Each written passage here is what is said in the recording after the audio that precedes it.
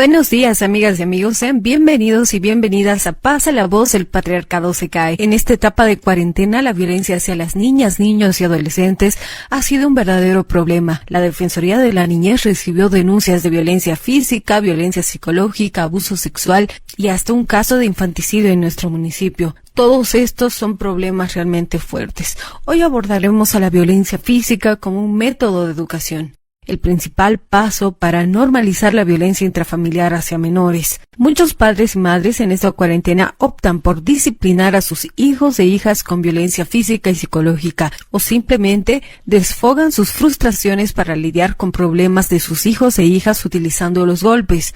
Un método que en pasadas generaciones fue muy común, pero eso no significa que haya sido bueno. Pues aunque hayan personas que digan que los golpes funcionaron para otras generaciones, no es así como lo mencionaba hace algún momento. Ejercer violencia física hacia niñas, niños, adolescentes puede traer más consecuencias negativas que propiamente educar.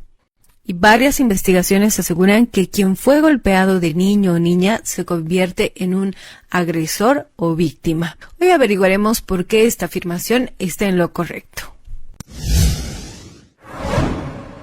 Y como en todos nuestros programas, Emilia nos estará acompañando, aquella mujer que guarda tu historia, mi historia, nuestra historia. Vamos a conocer qué es lo que nos quiere decir el día de hoy. Memorias femeninas. La fuerza que cambiará nuestra historia.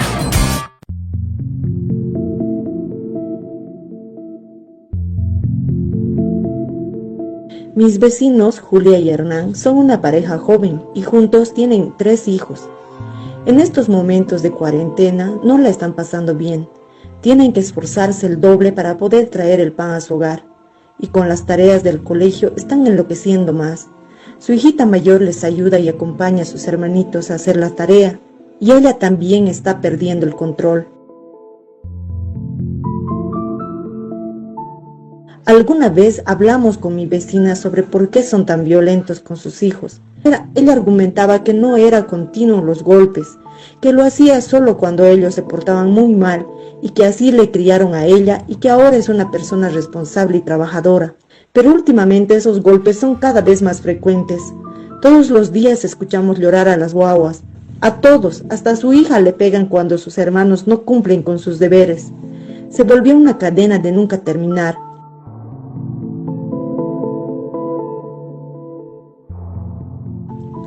Hablamos aquella vez y me prometí no opinar más, pero no podía ser indiferente y seguir callando. Me armé de valor y le dije que era insostenible lo que estaba pasando. Ella, visiblemente cansada y agobiada, me volvió a decir: mis hijos no aprenden si no es con una buena paliza, no entienden de otra manera, yo ya no puedo con ellos. Con el cariño que le tengo, le dije que no estaba bien lo que estaba haciendo. Los niños están aprendiendo que la única manera de resolver sus problemas eran los golpes y que no había orientación en sus errores. La violencia en sus pequeñas mentes estaba sembrando temor y mucho dolor, no solo físico, sino también psicológicamente. Es una herida muy difícil de sanar. Tus hijitos están sufriendo, Julia.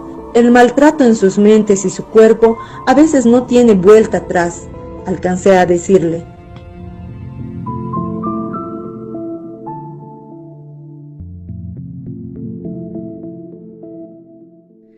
La realidad de Julia y Hernán es la de miles de familias que replican las viejas formas que se usaban como métodos educativos y adoctrinamientos. Si bien ahora la educación, la investigación ha avanzado bastante y hay aquellos padres que están muy comprometidos con la educación de los hijos y aprovechan espacios de formación, estos casos representan solo a los sectores privilegiados, pues culturalmente todavía se promueve la violencia física, psicológica y la humillación como una forma aceptable, pero además correcta de educar a niñas y niños.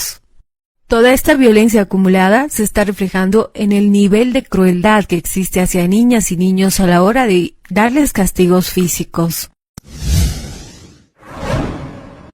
Y para conocer más detalles de la mano de una profesional, tenemos de invitada a Daniela Díaz, coordinadora de la Defensoría de la Niñez.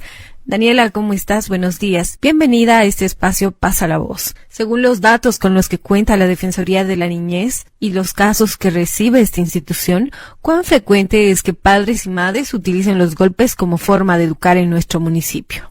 Es relativamente frecuente en la Defensoría de la Niñez y Adolescencia. Tenemos varios casos registrados sobre violencia física, psicológica, sobre todo relacionada al maltrato de los padres o la agresión que pueden sufrir de los padres.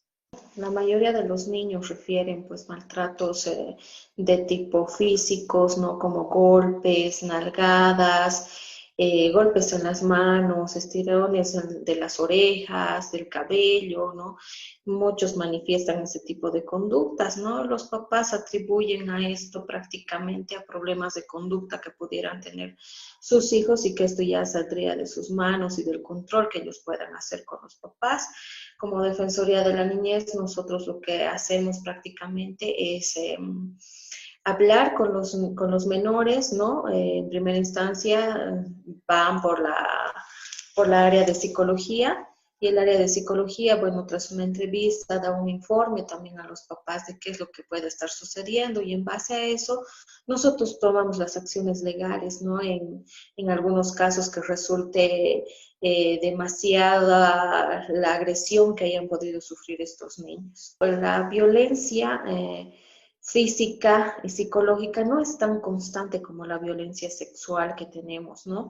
Más se nos han presentado casos de violencia sexual en la Defensoría, pero cuando tenemos estos casos de violencia psicológica y física, mayormente aparecen con golpes, rasguños, moretones, ¿no? En el cuerpito, que generalmente cuando vemos esto nosotros tras realizar la entrevista psicológica, pues también hacemos el requerimiento fiscal para que se pueda realizar una evaluación con el médico forense, ¿no? Y es el médico forense el que también determina el tiempo de impedimento que se le da a estos niños.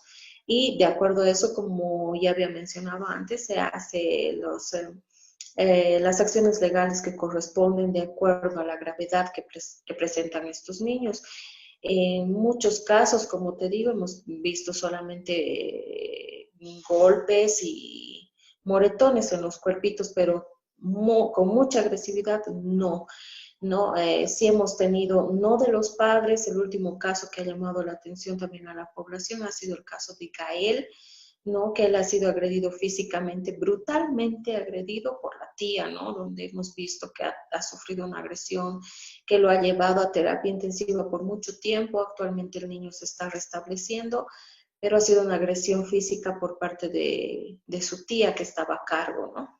Piensen que la violencia es normal para ellos, ¿no? Entonces, lo consideran o lo naturalizan la violencia, y en un posterior, pues cuando ya tienen parejas, pues hacen lo mismo, ¿no? Golpean, agreden, y ahí se genera, ¿no? Se produce la transmisión generacional de la violencia, ¿no? Donde no paramos la violencia. Por eso consideramos nosotros como Defensoría de la Niñez y Adolescencia que es muy importante trabajar en los niños, porque de los niños depende el futuro de todos, ¿no? Y si trabajamos nosotros, inculcamos buenos valores a los niños, sobre todo a los padres, porque estamos en una etapa de los niños y adolescentes, de trabajar con los papás y con ellos mismos para evitar y romper de una vez ese círculo que nos lleva a más violencia, y esa violencia genera, ¿no? También en los niños daños emocionales y secuelas también cuando es muy agresiva la violencia, ¿no? Estas actitudes de violencia psicológica y física hacia niñas, niños y adolescentes que de manera inicial vienen de los padres y las madres, también se replican en el entorno familiar, donde hermanos, tíos, primos ejercen la misma violencia contra los menores de edad. ¿Qué casos han recibido dentro de la Defensoría de la Niñez en esta cuarentena? En el caso de este menor que llegó de Santa Cruz justo al inicio de la cuarentena, Bueno, él refiere, ¿no? Tras la entrevista psicológica que le ha tomado el psicólogo aquí en la Defensoría, bueno, él refiere a haber sufrido agresiones físicas y psicológicas constantes de sus hermanos, ¿no? Porque el menor no tiene mamá, ¿no? La madre había fallecido y estaba bajo el cuidado de los hermanos y de unos tíos. Entonces, las agresiones físicas que él recibía era de parte de estas personas, ¿no? Y tal vez él, por la falta de entendimiento que tenía en su casa, pues él decide huir de la ciudad de Santa Cruz en busca de su progenitor, que él mismo se encontraba en Potosí, ¿no? Y como había todo esto, restricción para pasar, digamos, de una ciudad a otra, bueno, es cuando se encuentra desde Santa Cruz. Él había venido en un camión, del camión había hecho traspasos a otro camión, hasta llegar a Sucre, ¿no? Y en Sucre se ha quedado prácticamente sin recursos y, bueno, ha tenido que ser, pues, apoyado por la Defensoría. Y bueno, la Defensoría ha coadyuvado para que este menor, al salir de la Villa Bolivariana, porque lo habíamos llevado allá, ya que él nos mencionaba que estaban, bueno, ha estado en contacto con personas que estaban en el mismo camión con COVID, entonces se lo ha tenido aislado los 14 días, ha cumplido, y posteriormente la Defensoría ha colaborado y ha coadyuvado para que este menor se encuentre con su progenitor y actualmente está bajo el cuidado de su padre, ¿no?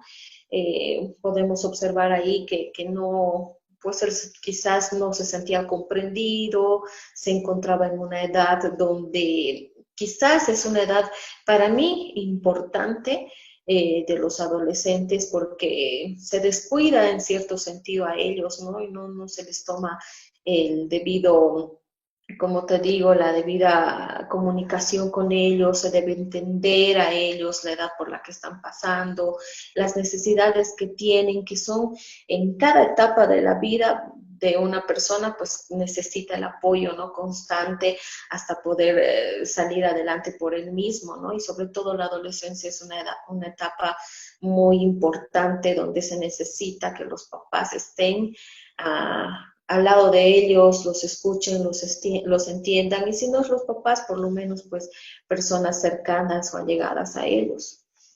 Agradecemos a Daniela Díaz, coordinadora de la Defensoría de la Niñez.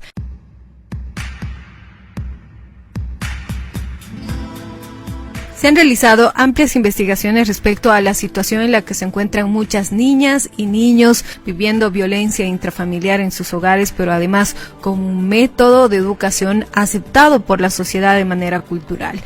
Es por eso que queremos presentarles solo algunos de los datos que nos convoquen a reflexionar sobre la situación y vulnerabilidad en la que se encuentra este grupo importante poblacional. No le digan a nadie lo que les conté.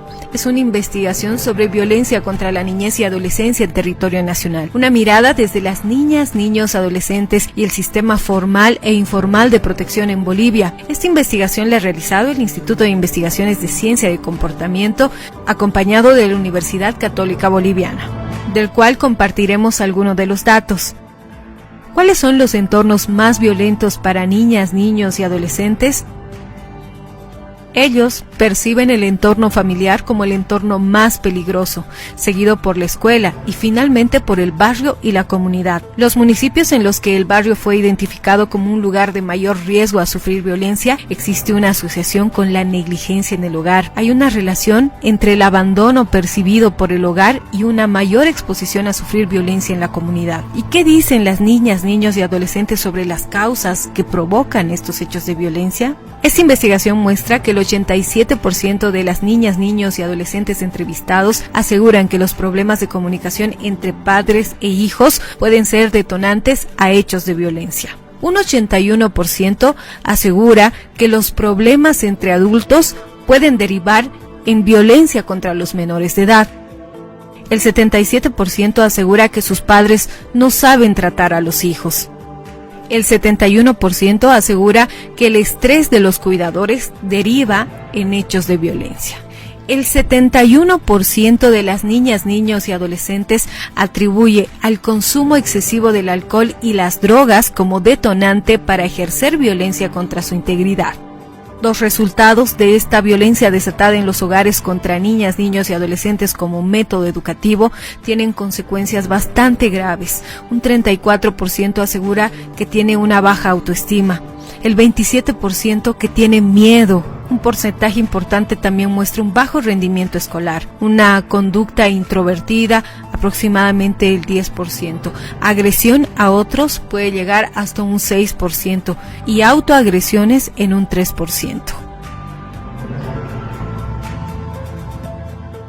¿Y quiénes son identificados como los principales agresores dentro del hogar? Los padres, un 34%. Un 21% son los padrastros los que ejercen esta violencia, personas desconocidas un 12%, las madres un 10%, otros familiares un 10%, los abuelos, la madrastra, los maestros obtuvieron porcentaje que apenas sobrepasan un 5%.